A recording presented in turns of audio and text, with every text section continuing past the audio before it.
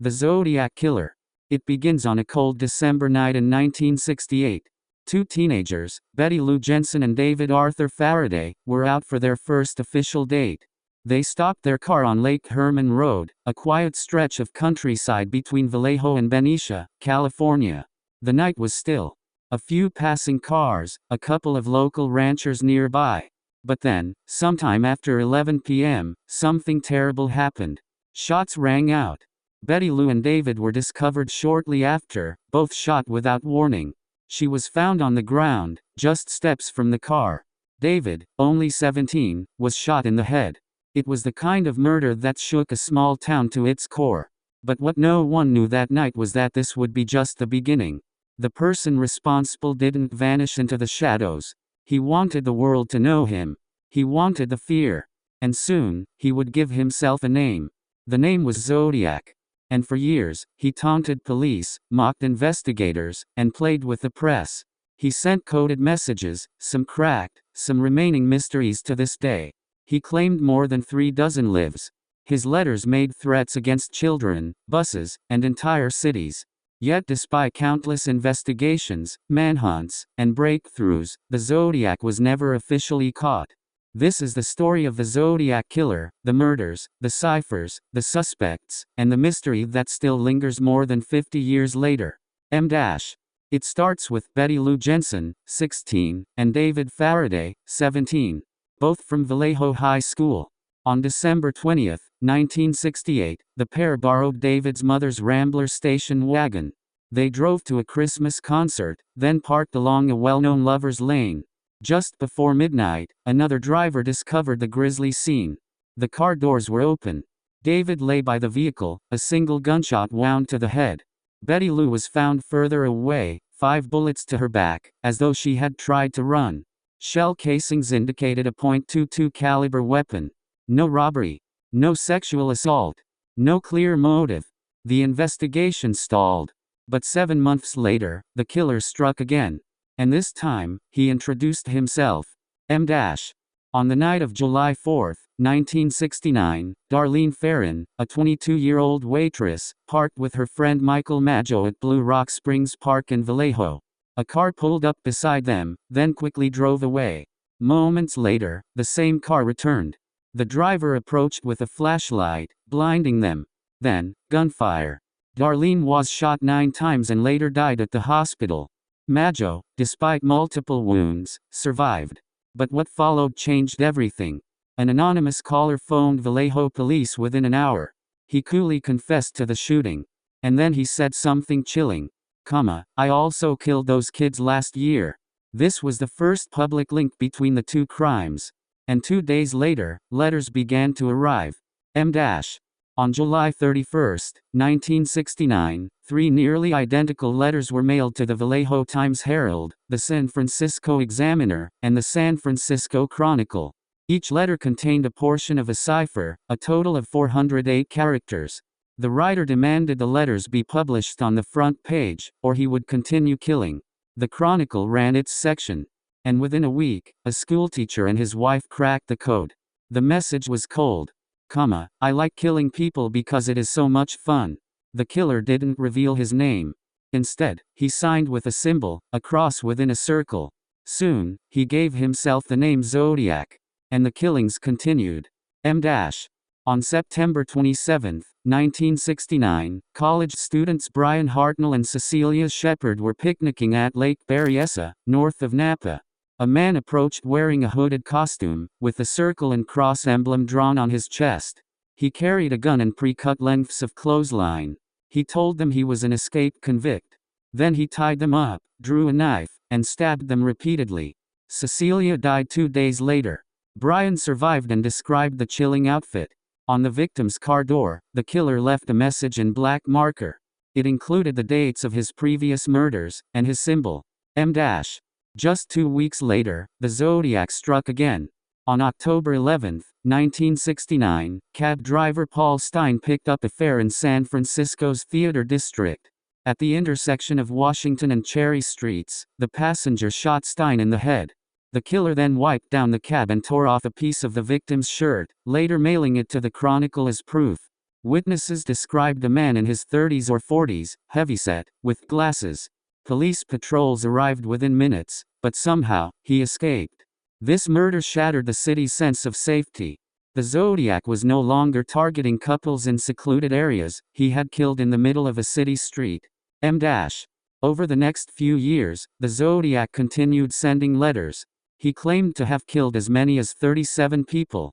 In November 1969, he sent a new cipher, the so-called 340-character code.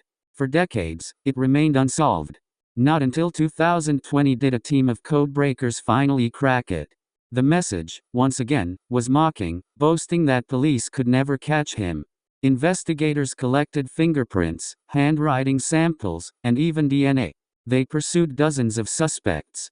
Arthur Leigh Allen, a former teacher with disturbing behaviors, was the prime suspect for years, but evidence never confirmed it. More recently, a group of independent investigators named Gary Poste as their candidate, citing alleged forensic links. Yet police and the FBI have never verified this claim. To this day, the case is officially open. Outro, final 5 minutes.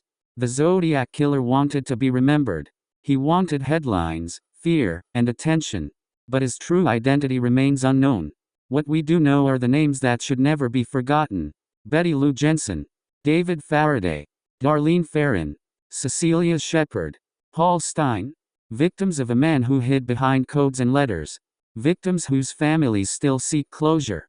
More than 50 years later, the Zodiac's shadow still hangs over Northern California. The ciphers are cracked, the suspects named, but the mystery endures. And maybe that's why the story still grips us. Because somewhere, out there, the Zodiac's secret may still be waiting to be uncovered. The Zodiac wasn't just killing, he was performing. Every letter he sent was calculated. Each was filled with arrogance, strange symbols, and taunts aimed directly at the police. He threatened mass shootings, bombings, and even claimed he had placed explosives on school buses. Parents in Northern California lived in fear. Kids were escorted to schools under police guard. The media became his stage. Each time his letters were printed in the papers, he grew louder. Every new cipher gave him exactly what he craved, attention. And the chilling part? Some of those ciphers remain unsolved to this day. Over the decades, countless names have surfaced.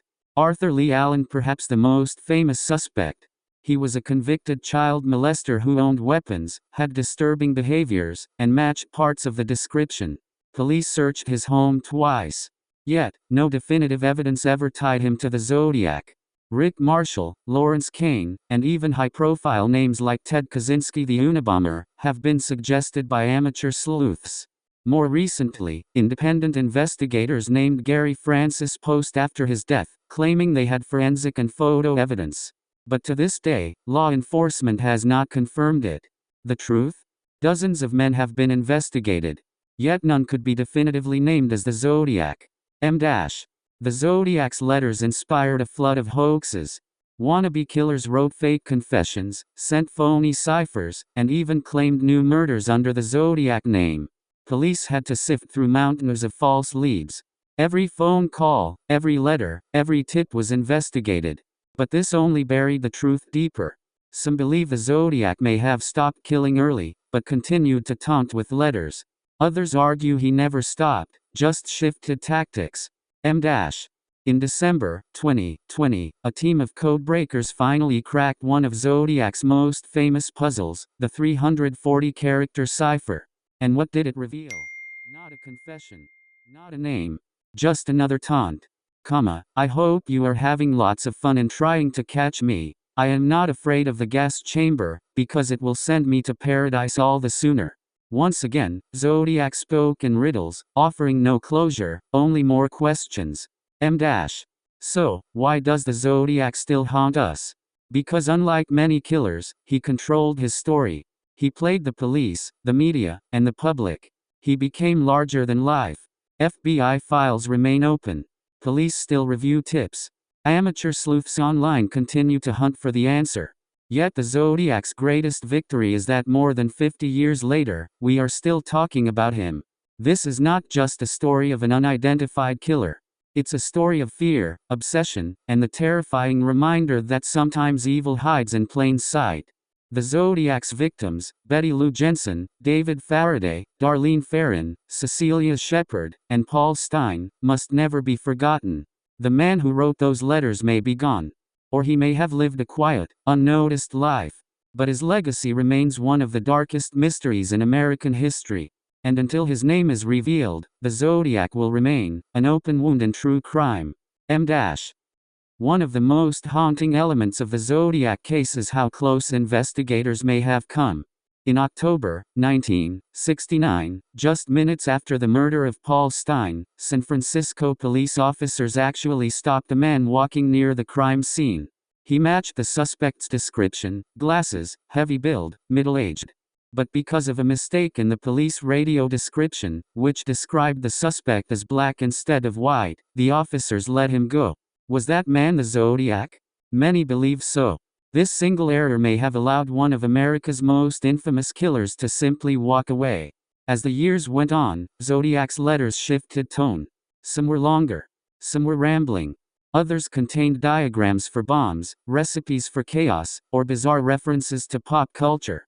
He bragged about, satisfied with the terror he created? The investigation crossed multiple jurisdictions: Vallejo, Napa, San Francisco, and even the FBI. Coordination was difficult. Evidence was scattered. Leads often conflicted. Handwriting experts argued over whether Zodiac wrote all the letters. Fingerprints were partial and inconclusive. DNA, in its infancy at the time, was not helpful. Each department had its own theories. But without cooperation, the case fell into chaos. To this day, law enforcement admits the Zodiac case is one of the most frustrating in American. The mystery of the Zodiac didn't fade. It became larger than life. Books, documentaries, and Hollywood films cemented his place in American culture. Amateur sleuths around the world dedicated their lives to cracking his ciphers. Entire online forums sprang up, dissecting every letter, every symbol, every suspect. The Zodiac became a symbol of the unknown. A case where evil seemed untouchable. And in some ways, his story is no longer about just one man, but about the obsession to uncover the truth. More than 50 years later, the Zodiac Killer remains an unsolved riddle. He killed. He bragged. He taunted. And then, he vanished. We are left with fragments. The names of the victims. The haunting letters. The unsolved codes. The face of a man sketched, but never named. The Zodiac wanted to live forever through fear. And in a way, he succeeded. Because as long as we're still asking who was he?